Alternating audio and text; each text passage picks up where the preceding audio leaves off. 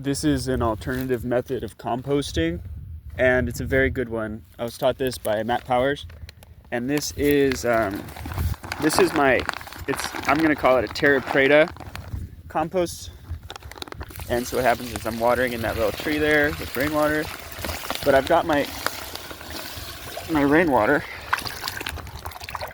and I'm going to soak my kitchen scraps in this plastic bag, or excuse me, not a plastic bag, a paper bag. It's very important that it's a paper bag, and it's just going to keep everything nice and organized for me, and let all the air out, let it all get soaking wet. And then what I'm going to do is take it to a compost pile, or actually not a compost pile, a hole in the ground, and I'm just going to bury it.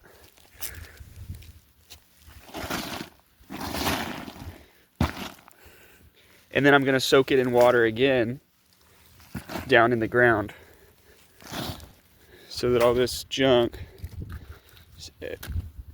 egg scraps from the kitchen, all this is going to sit here forever. Nobody's ever going to move this. This is just going to be a point of biological accumulation. It's going to be a node of fertility in the soil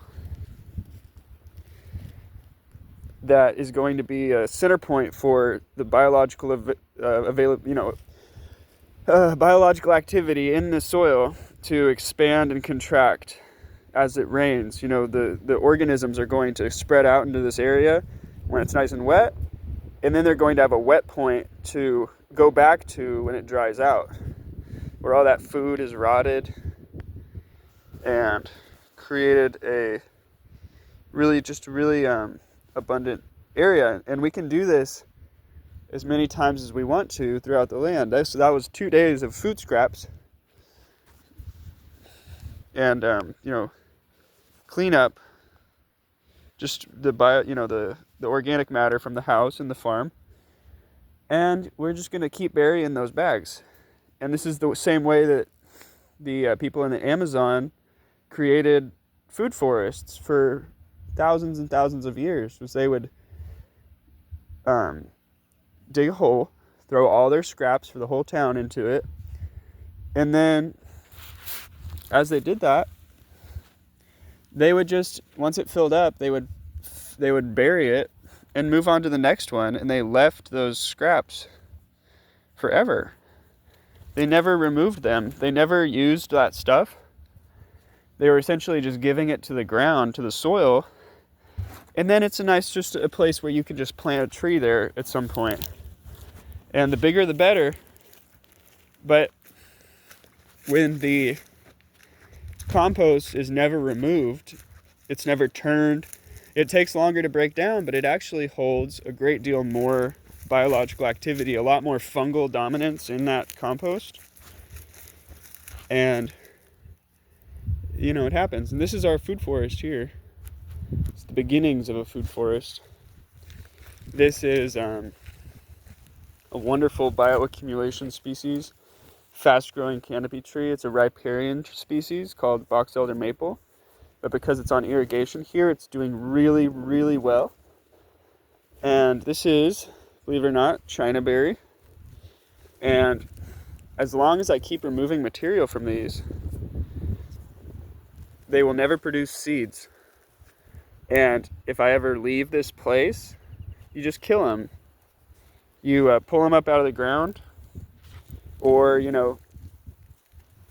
put a little tiny bit of gasoline on them once you cut them down as a large tree. When they're small like this, I could just yank them out of the ground if I don't want them anymore. But this is going to be our fast-growing canopy, our pollard species, and this is going to be our understory until this becomes the canopy. And this will become the canopy until this becomes the canopy. This is our pear. And it's very slow to move. It's very slow to do anything. But it is early in the spring. apparently take the suckers off of it, so that this is below the graft right here. So of course this wants to grow, but the whole rest of the tree, this above the graft part of the tree, comes later. And yeah, these China berries are going to be very closely watched, but very quickly activated bioaccumulation species.